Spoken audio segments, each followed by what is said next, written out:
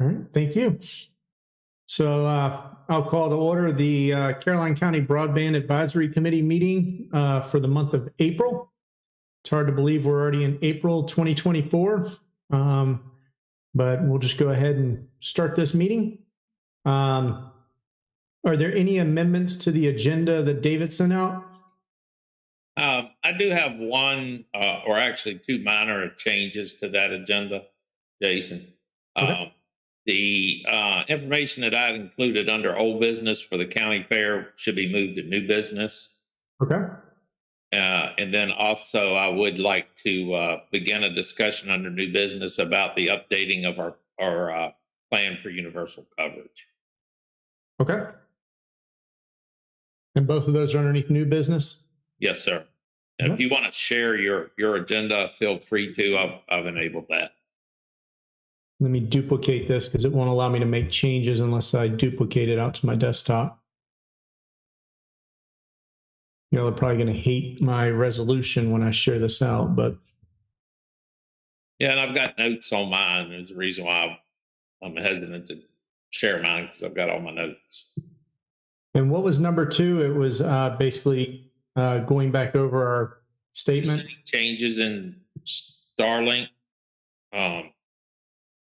If there's been any changes to that since our last report.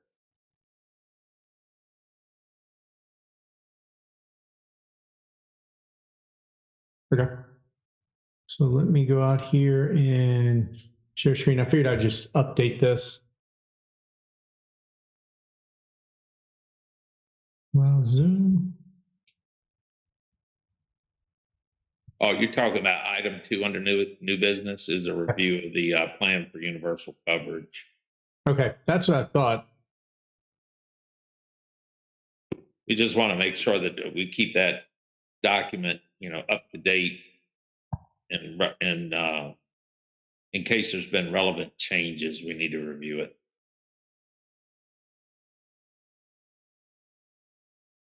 All right, let's see. Can you see my screen?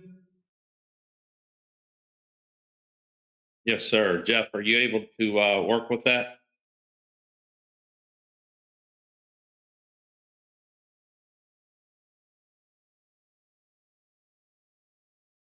Okay. All right. So underneath old business, or first of all, is everybody okay with those amendments to the agenda? Okay. All right. So we will go ahead and move forward with everything that I have on my screen. First, I guess, David, you'll update us on the railroad crossings. Yes, sir. So the Board of Supervisors approved the cost of the actual construction for the railroad crossings, right, based on a bid that was received. We went out to RFP twice. I had no responses on 2 of the RFPs, so we reached out to the contractor that does a lot of underground boring work for Breeze Line, and he submitted a proposal and it was approved. So we tried to go out for other bids, but was unsuccessful. I think a lot of contractors are kind of discouraged with working with the railroad tracks because of that process. So that contractor has the contract in his hands, reviewing it, that came from the engineers that prepared the job for Caroline County. So it's in final review now. Once that contract is signed, he'll get a notice to proceed, and he can start working with RFP to schedule the construction. That's good news. That's really good news. Yeah, that is, Jason, that is one area of concern that we identify each month in the Caroline East project, and we'll continue to identify that as an area of concern until the construction is actually complete. But it does appear at this point, even if we were to go out 6 or 8 months waiting for flaggers to do the job, those crossings should be finished ahead of any need by Breeze Line to go under the tracks. For that reason, Breeze Line will start construction in areas that will not be affected by those railroad crossings. And we'll discuss that a little bit more in the 23 updates. Number 3. Okay. All right. Any questions on that? I just want to thank the Board of Supervisors and everybody that's put hard work into getting the railroad crossings. That's a big thing that we've had to take on. So that's definitely it's definitely good. All right, so I guess I'm up.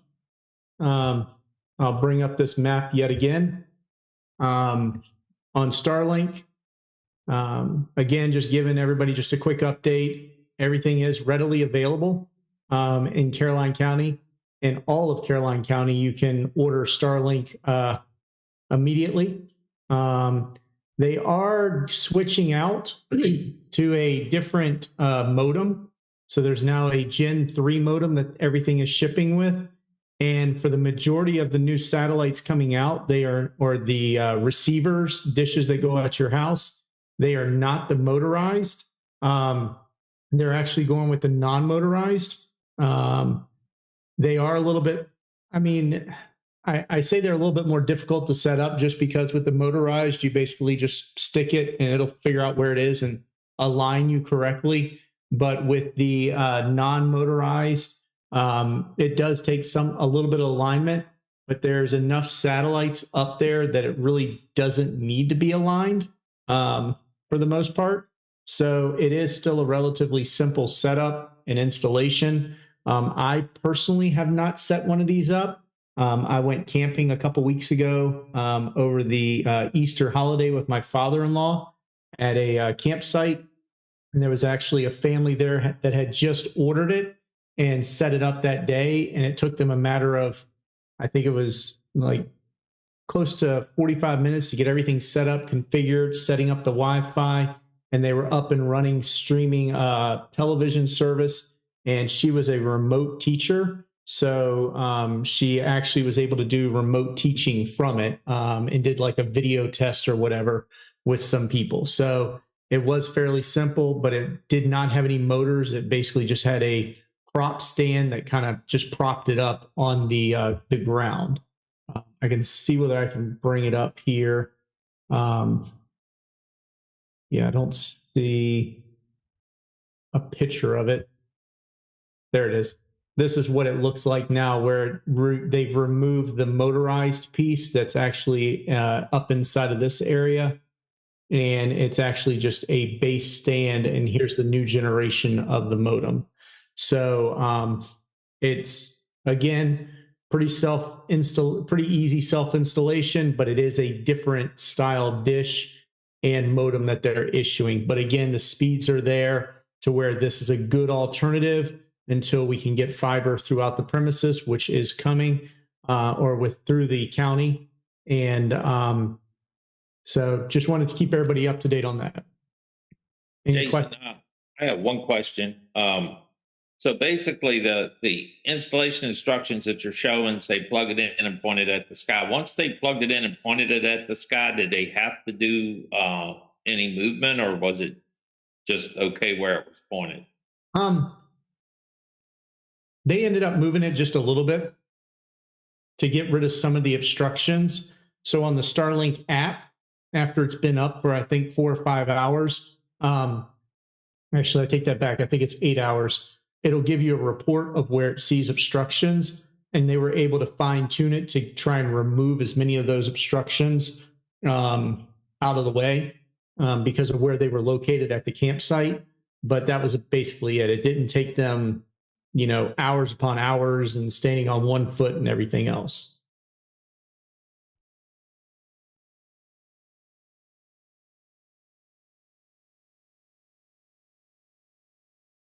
So, Jason, based on the information that we have and the fact that that they are shipping across the county and consistent with our plan for universal coverage, I would move that we continue to recommend Starlink as a short-term alternative for people who need internet prior to the construction of the actual plant that's being built. That's where I would move to. I mean, at this point, I've actually installed 2 of these this past month at people's houses that never thought they would have internet. And there's actually one right next to the Frog Level Fire Department. There's a house there that just was constructed within the last year or so. And I drive by and they've got a Starlink up on top of the house. So I'm seeing them more and more. But once we get to the universal coverage, you know, unfortunately they'll become paperweights, but it is definitely a good alternative to get through until we do have that universal coverage. And that's one of the points, the reason why we as a committee in the past have recommended Starlink as a short-term alternative is because there is no long-term contract. So you will be out the cost of the dish when you purchase it, but you can stop that service at any point without a early termination fee. And the reason why that's going to be an issue is the cost that I'm seeing in both project areas is going to be significantly less than Starlink. But if there are businesses or homeowners that work from home that need a short-term solution, Starlink is still going to be the way to go, especially since they are shipping to all addresses now. So we no longer have those real long wait lists. And if we have people that tune into this that's been on that wait list and given up, now it's a whole different ball game. If you go back and order it, it does ship. So that has changed. The service continues to be very good. A little bit costly, but if someone needs it to work from home or attend remote meetings, it works well. And David, I've got one thing I just noticed. Some of these satellite dishes are actually on sale at YouTube, at eBay. So you could recoup some of your initial investment by reselling your satellite.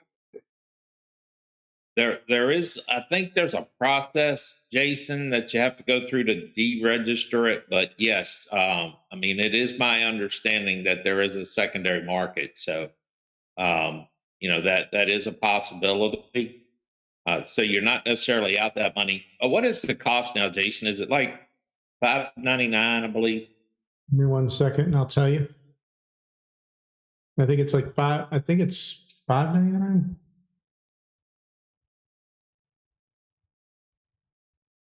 So it's a little bit expensive, but if you're in a situation where you have to have internet right now, that may be a fix.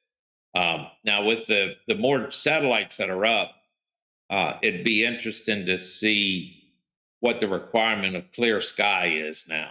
If you're able to hit it before, before it was pretty much horizon to horizon. You had to have a clear view of the sky. But as they put up more dishes, more than likely that will change. So that's the one area I would use caution is if you live in an area where you're surrounded by trees, Starlink may be difficult. As with the geosynchronous satellites that used to be up, you could cut a tree or two and just get a line of sight right through the trees to where that satellite was in space, and it would work. Whereas this, you have to have a little bit more. So yeah, the cost is what? It's $5.99. $5.99, a little bit of shipping and handling, and some sales tax. Yeah, so it ends up being $651, and that does include 1 month of service at $120 a month. Most people can install them and get them running by themselves. Some people choose to have professional installers get that wire from outside to inside their home, running it through the walls. So, those are options, but just know that's a one-time cost, no commitment, and the evaluations that we've done and continue to do still show that the service is good. In fact, Jason and Jason are probably over Starlink tonight. I am. So, I mean, would it be proper, do you think, Jason, to for me to move that we continue to recommend that as a short-term alternative now, or should we just wait until we get into the more in-depth review of our plan for universal coverage? We can wait until we get into that. I mean, I'm good either way. Um, I was looking at one quick thing. Um, if anybody also wants to, you can do this. Best Buy does have Starlinks available that you can order directly from them. They're now, if you don't want to wait and order directly from Starlink, this one right here. Again, I just basically just punched in an address here. It's available in store for pickup right now. So if you decided you wanted to get it, I could try and find the zip code. Let's see. Let me change the store. Find another store. And as far as that's concerned, I would say that we're not endorsing Best Buy, but Best Buy currently is the only retail location that you can actually pick those up off the shelf. So, correct. If there's something, a need that you need it right now for some reason, there are options that you can get it, immediately. You can actually pick this one up. I actually looked at our Glen Allen Best Buy. You could actually pick it up tomorrow. So if it was definitely a need for something that you had and you didn't want to wait, I think it's like about a week shipping time from Starlink or what have you. You could actually go out and purchase it for $5.99.99 and pick it up tomorrow. Again, not endorsing the company to purchase it from, but it's just to solve a need if you had one that you couldn't wait for the Starlink ship time. I don't know if Home Depot has them in store, but I know Home Depot's got them on their website, which I don't know, 2-day shipping. Right. They're a retailer as well. So they are starting to show up in the retail market, which will make them more available to the customers. The cost is still running around 120. 120 a month. Yeah, 120 a month. And again, at least the preliminary estimates that we've got of cost of service to either the Carolina East or Carolina West is you could get a significantly lower cost connection that will be equivalent or faster. So that's why short term, I think it can help you get through a bind. Long term, even I think even Elon Musk will tell you that cable or fiber is probably going to be the way to go if you have that available.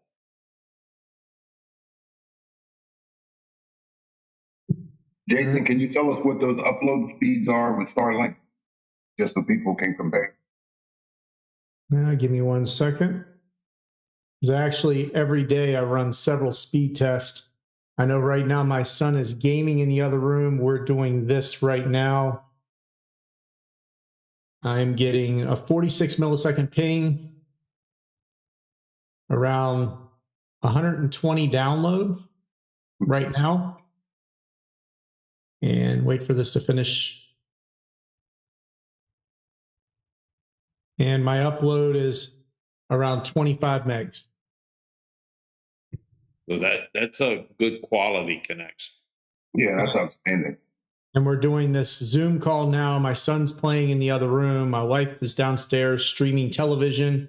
So, and it's also at 7:20, which is one of the busiest times. Yeah, I know one installation in a house that I helped them set up some Rokus, and they were actually streaming high definition or 4K to I think 6 different Roku boxes throughout the house at the same time without any lag or refresh. So it's a solid connection.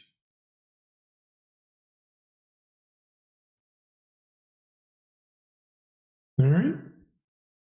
Anything else on Starlink?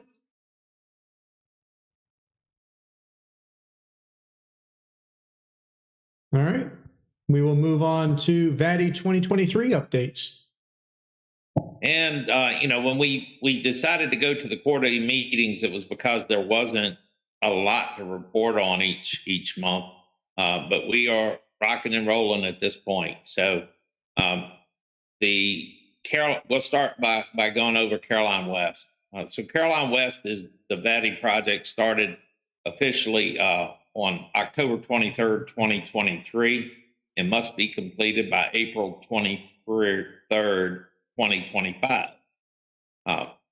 In that project, there's estimated to need the need of 76 miles of transport fiber. So this is the fiber that will go to the central office where the telephone company will distribute it. Verizon will distribute it over fiber out to the building. So the fiber coming to that building and the main transport fiber is going down the main arteries of Caroline County is estimated to be around 76 miles. That's not including how many miles would, the actual drops to the houses would add to the project. But so starting with a number of 76 estimated miles, Verizon, as of today, has completed 56 miles. So all but 20 miles has been completed. And what we may see is that when that project is complete, it may end up being 56 of 65 because that 76 may drop. The 76 miles was an estimated number based on the paper engineering. And they've made some changes to try to make that system more efficient and also cut down on the number of miles that they had to construct. Just as of today, as of this morning, we had the first of many site visits with DHCD or VATI at the Ladysmith central office for the Verizon project. So that was held earlier today. And I will tell you, Verizon was really good to work with. They spent a lot of time describing and showing us the construction of the systems, and the workmanship is top notch. They took us out to the field and showed us overlashing some fiber that they were working on, explained where they were going to and how that process worked, and then took us to another location where they were doing splicing and actually demonstrated the splicing for myself and the representative from DHCD. So that project, we'll say, just because we want to under promise and over deliver like Verizon does, we'll say that it's slightly ahead of schedule, but maybe a little more than slightly. So they will start turning up customers as soon as the customer's location has fiber back to the central office and the central office equipment is constructed. So even though the end date of that project is April 23rd, 2025, their project timeline shows around October starting to offer for sales to certain customers. But at the rate they're going, it's going to be probably before that they actually start offering it to certain customers. Now that April 23rd, 2025 is the end of the project. So everything has to be completed by then. And that's 1 year from, now. So it's a lot of work to be done. A lot of the fiber is already in the ground. They are working now on several pieces of transport fiber, whereas originally I think they felt they could do everything from one unit in the central office. Now they're going to co-locate additional equipment up at CDON and down at Carmel Church to shorten the length that the fiber has to transmit. So there will actually end up being 3 areas that fiber is distributed from, which is one advantage of having, a company that already has a presence in the area because they already have those facilities. So they don't have to build anything. All of all 3 areas are backed up by redundant air conditioning and a redundant power. So even if a power outage goes out, the units will have a small battery backup to keep them powered for a little bit in the customer's home. But even with a total power outage, all their equipment is on generator. So, for example, if you had a home that was on generator and could sustain their equipment on their end, then the internet will more than likely stay up, because once you leave those central offices and go out in the field, everything out in the field between the office that you're connecting to and your house is all what they call passive equipment. Frank Bill reminded me that that's what GPON stands for, as a passive optical network. So the splitters in the field are all passive, which means they don't have to have power.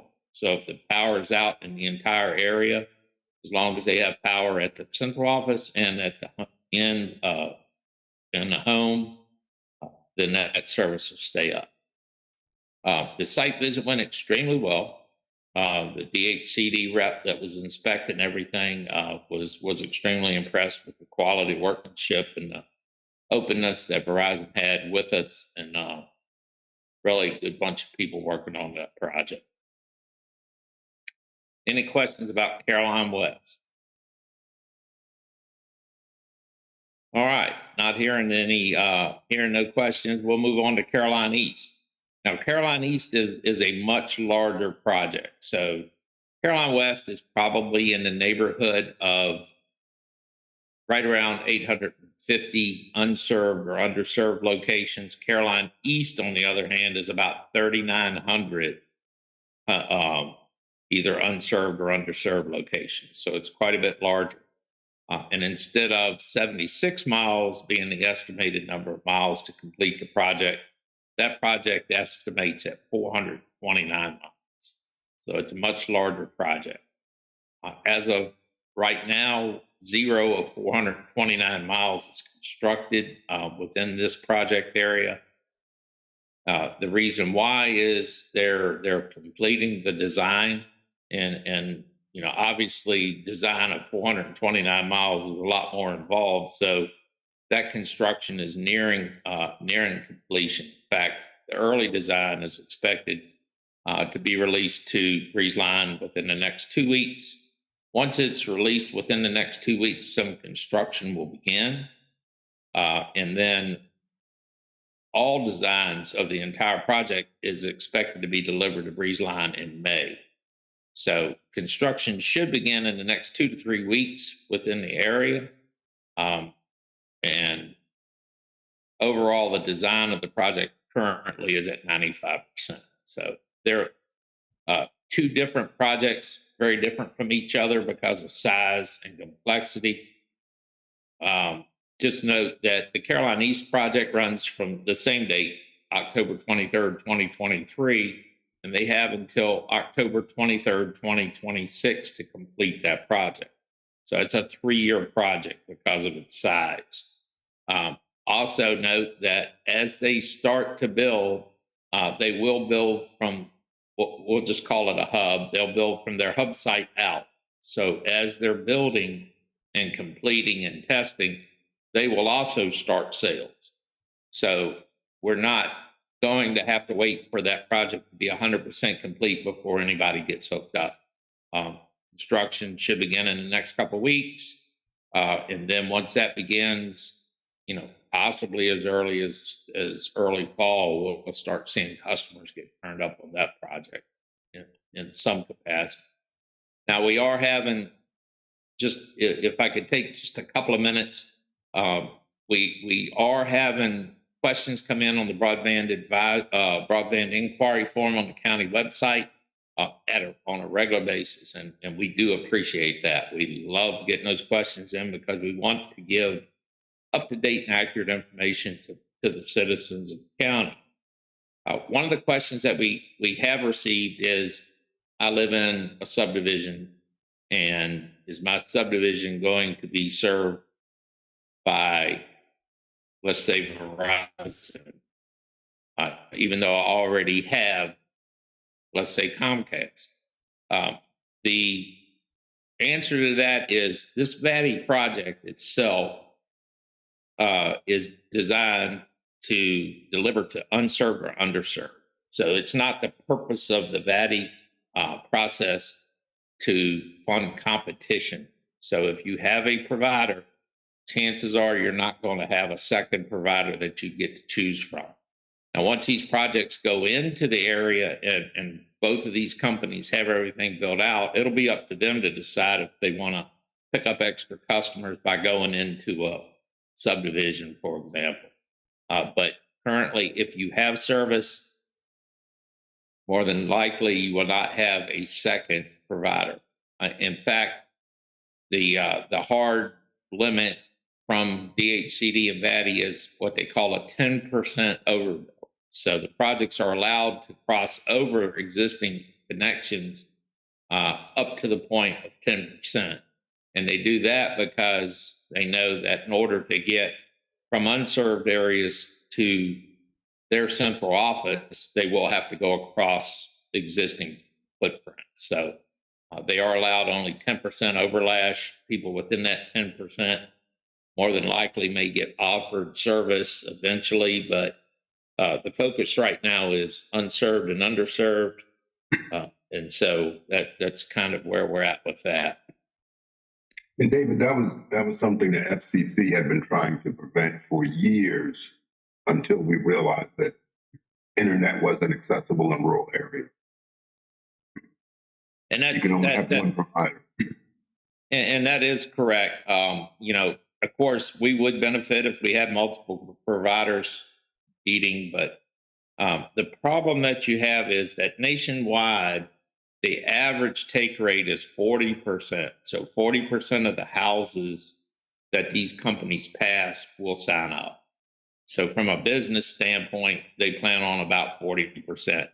Problem is when you go into a subdivision where there's already an existing provider, best case scenario, now it's dropping to 20%. So there's a lot less of an opportunity for those companies to recover the investment that they made in the equipment. So that, you know, they are less likely to go into those subdivisions, at least right off the bat. But then, you know, as the project matures and gets completed, then, you know, they'll start looking for other ways to probably to add additional customers. So, I mean, it is a possibility down the road, but as of right now, that will not be happening. And again, we continue to get the same question that we discussed before in these meetings. I live on such and such road. I hear the project's coming. I hear it's going to be 3 years out. Do I sign up for Starlink?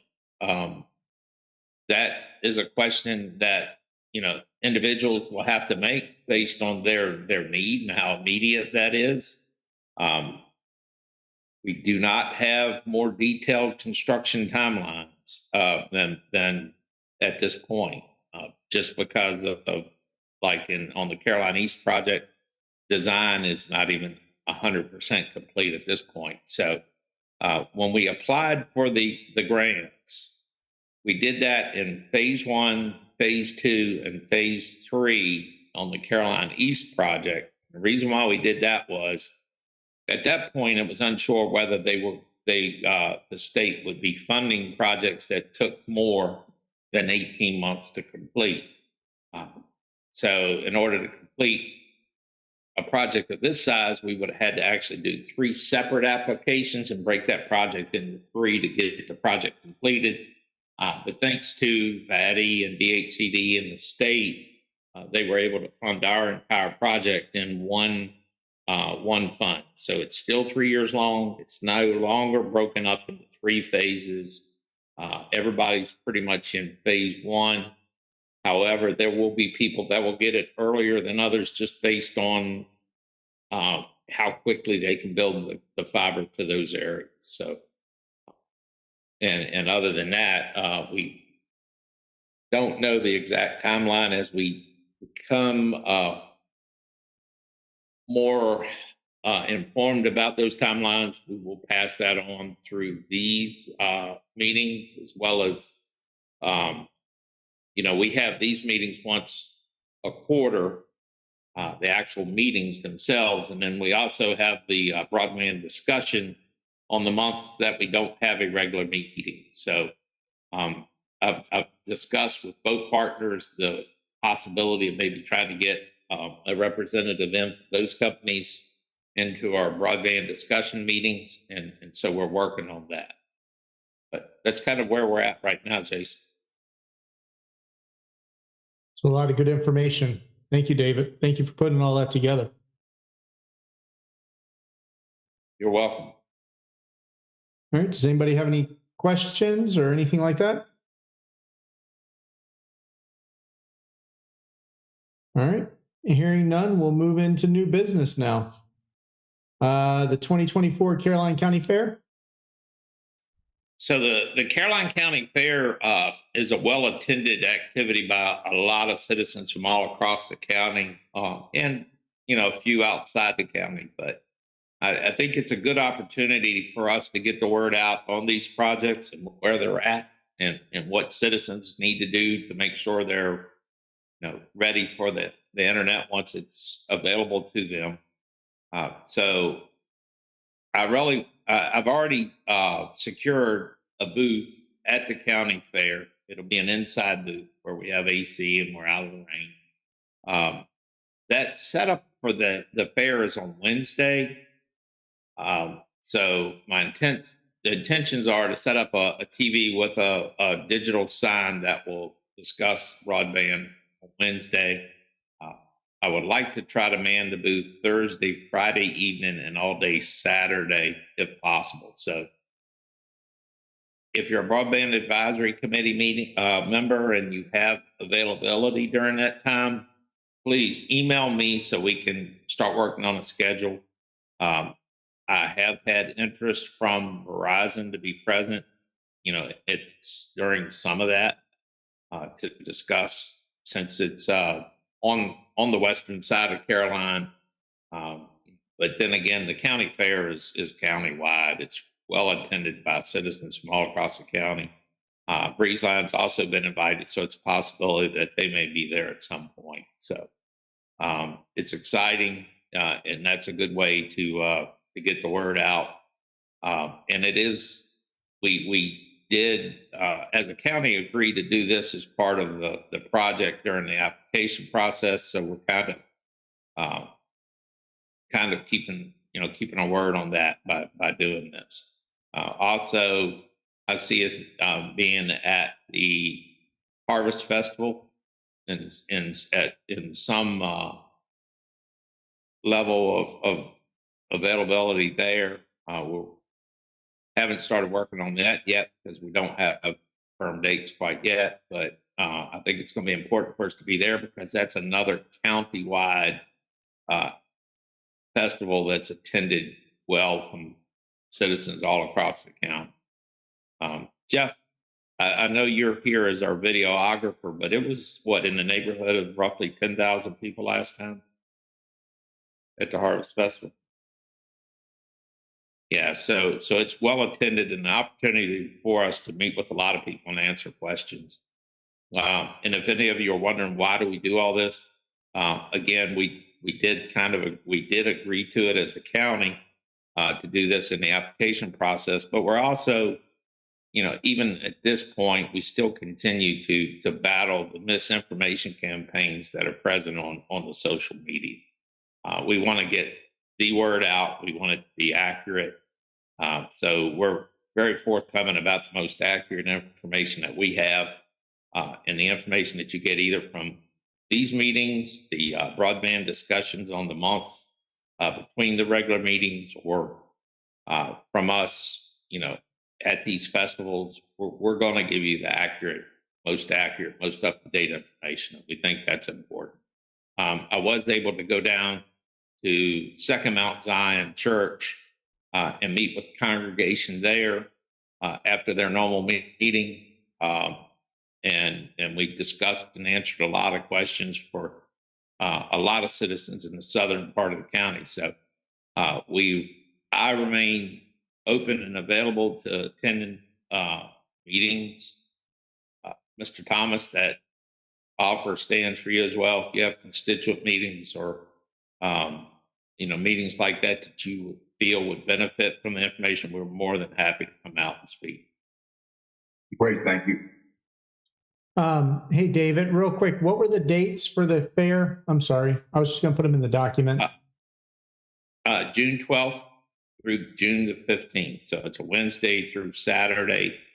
Again, Wednesday is set up, Thursday and Friday. At Thursday evening, I think, Friday evening, I believe, and then all day Saturday. Okay.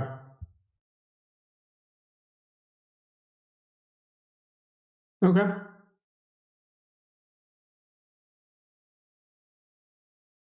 Anybody have any questions or comments on that?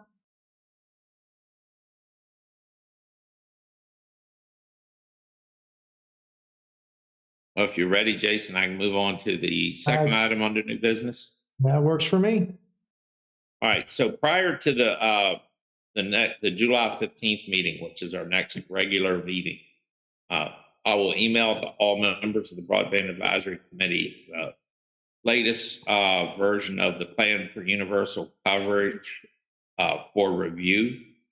And at that July 15th meeting, I would like to review that with the group and make sure that it is still up to date and pertinent, and if necessary, make changes to it and adopt it at the July meeting. So that we will have some work to do at that meeting. And because the broadband information meetings that we have between the regular meetings, we really don't conduct any business. So that would end up being July.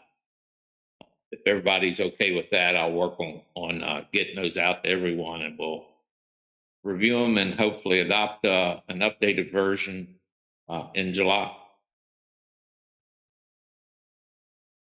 Perfect.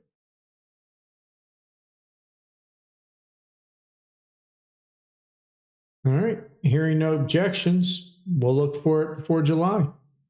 One other thing, Jason, I think the reception that we had back when we're talking about these areas that we're going to visit, the county fair, harvest festival, we had a real good involvement and citizen involvement at the frog level parade too. So I think that would be a good one for us to be at as well. So I didn't want to leave that one out as well. You're good. All right. All right. Is there any other new business anybody wants to discuss before we go into the next meeting dates and formats?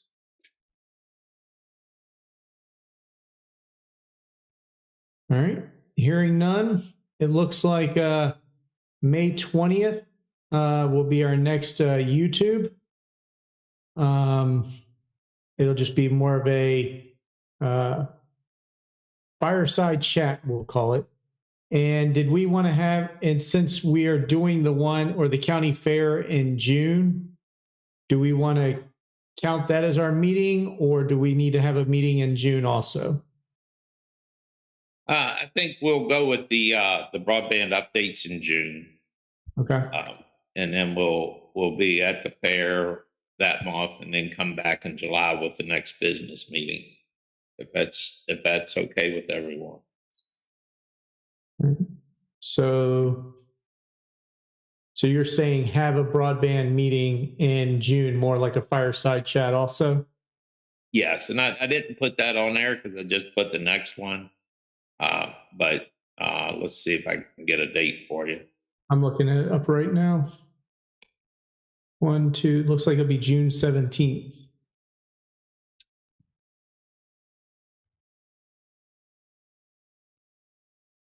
Yeah, it does appear to be June 17th. So actually, I'll just do this right there.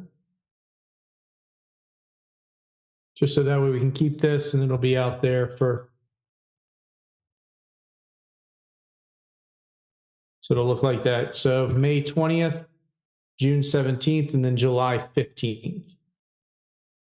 And as things continue to change and move at the rapid pace that they're moving right now, I do try to occasionally, usually about once a month or so, update the information on the broadband page on the website.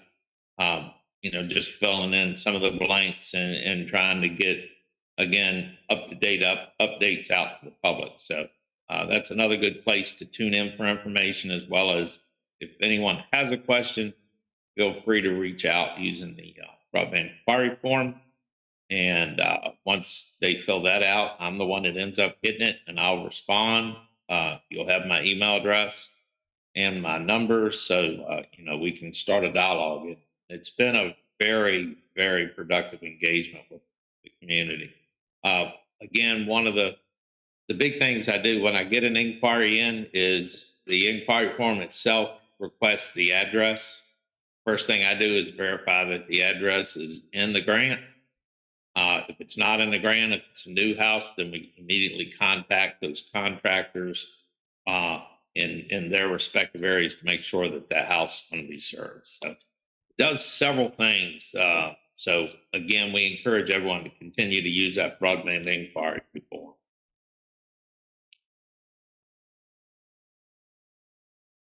Perfect. All right. Does anybody have anything else before we adjourn?